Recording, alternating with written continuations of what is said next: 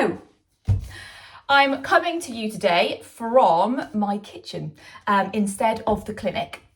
So if this is the first video that you've watched, normally I film a lot of my videos from the Good Gut Clinic, but today I'm going to be talking all things fermented foods, and quite a lot of these fermented foods need to be refrigerated once open, so I thought actually let's do it at home because I don't have a refrigerator in the clinic.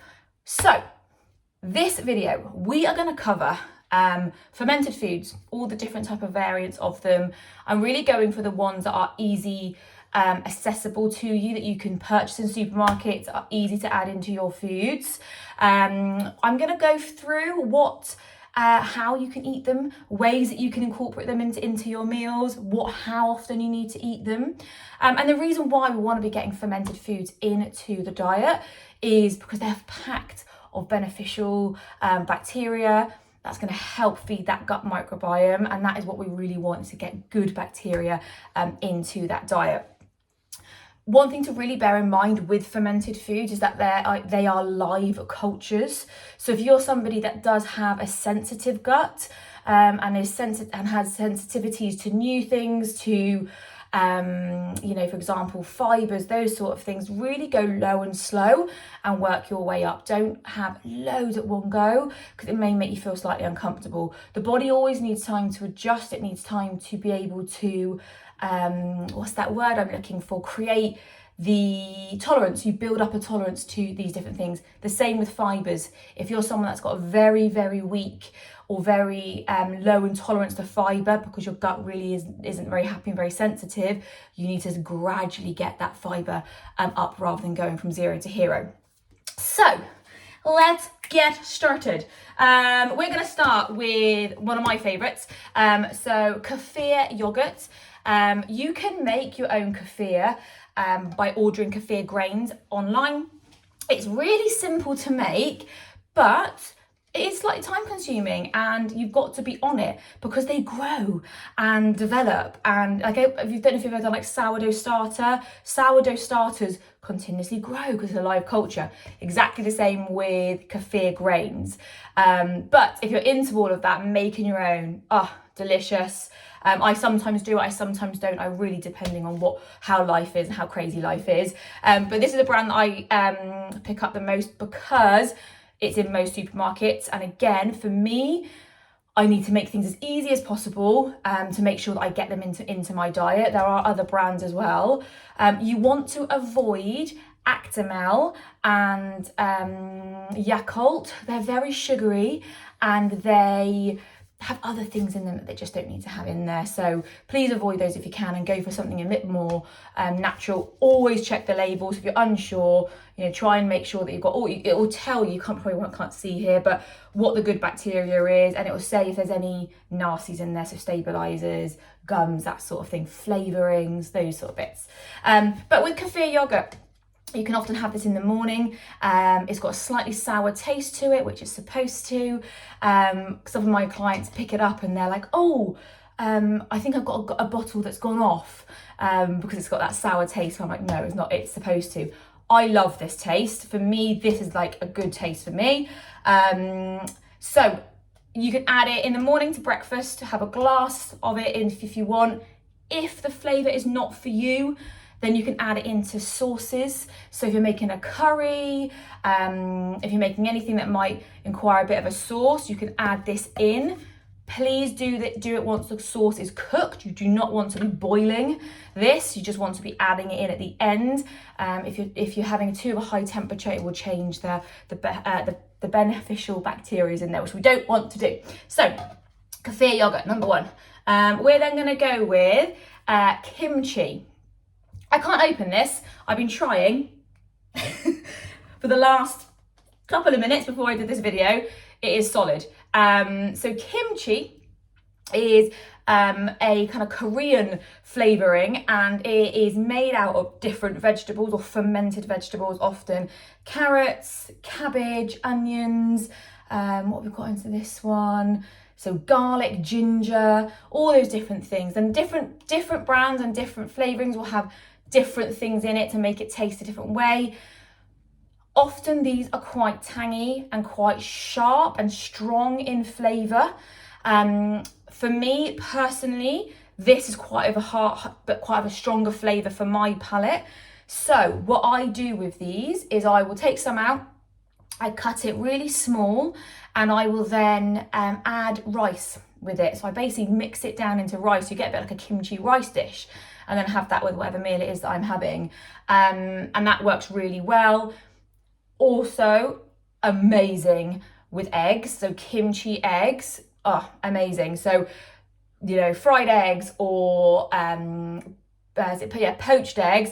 Again, cut it up slightly fine, sprinkle it on top. It's going to give your eggs a lovely, lovely addition and lovely flavour. This here, not every supermarket will do kimchi. So sometimes you need to get it from your health food shop instead.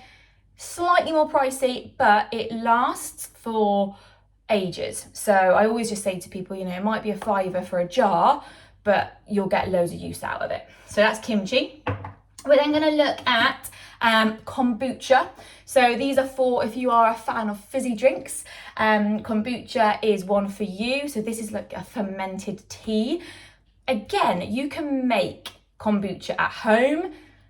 It's a bit of a process. You need to get a SCOBY. So somebody who might be doing it already might be able to give you a bit of their SCOBY, or you can order SCOBYs online.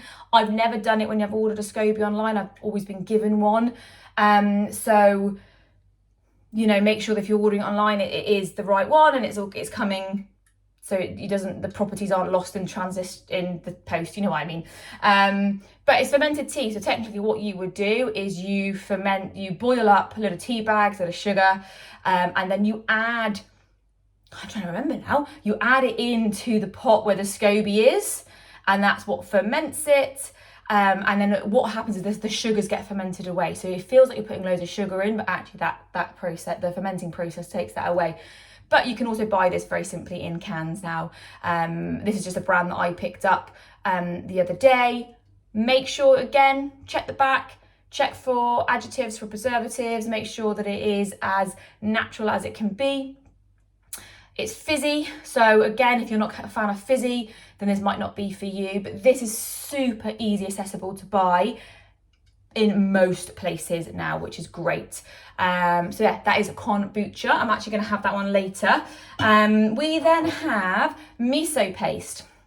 I love miso paste. I love miso soup, and it is easy as you like to get into foods. I've just seen a massive spider going down the windowsill. I'm going to ignore that. Super easy. I put this into stir fries. So I might do the veggies, pop a spoonful of that in, cook all the veggies into it. You can roast off veggies with it. So aubergine, a miso aubergine is lovely. So again, cut your aubergine up just like what's this thing called, you know, like when you do with the egg, that sort of thing. Basically cover your aubergine in it, bake that. You can do miso soup. You can add this into broth, so if you want to do a nice healthy broth.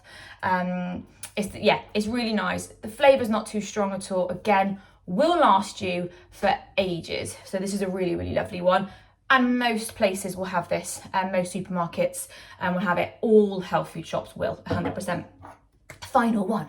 So, sauerkraut.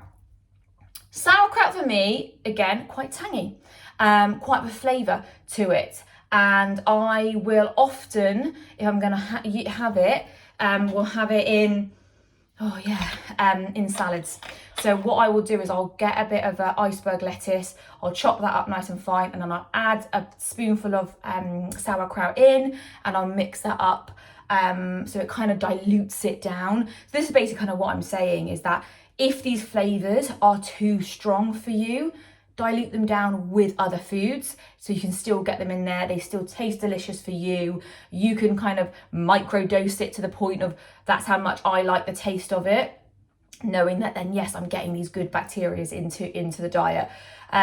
Sauerkraut, actually, for me, the smell I love because it really reminds me of, I used to live in Sweden, and my mum is Swedish, so we lived there as kids, and whenever you buy pizza, you always get a side salad with it, which is like a mixture of like sauerkraut, lettuce, something else goodness in it, but it really reminds me, when I smell that, of pizza, which is weird, but the two flavours, pizza and this like more tangy, sharp kind of salad or side dish, just goes really well. Super simple to add into foods, into your salads. Again, once you've opened it, it needs to stay refrigerated.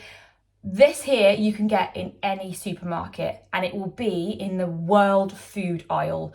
They normally come in big jars in the world food aisle, so that's where you can pick that up. I often do not get through a whole jar, and that's why I've gone to a health food shop and I bought a smaller one, because it's much simpler to get through, because it's really only me at the moment in the house that eats it. So that is your 5 main easy accessible fermented foods.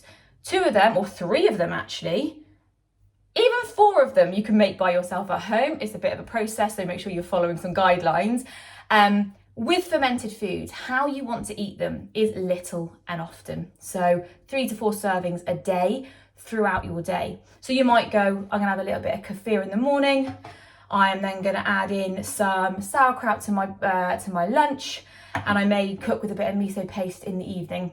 And if I'm out and about, I may pick up a kombucha. So it's about going, let's spread it throughout the day, little and often. For me, it's all about your taste buds and making sure that you are enjoying them, because if you don't enjoy them, you will not continue to eat them, and you want them to become a habit in your day-to-day food, because they are so beneficial for you, especially when it comes to gut health. So yeah, that is my review and information about fermented foods. If you have any questions of any sort, just let me know.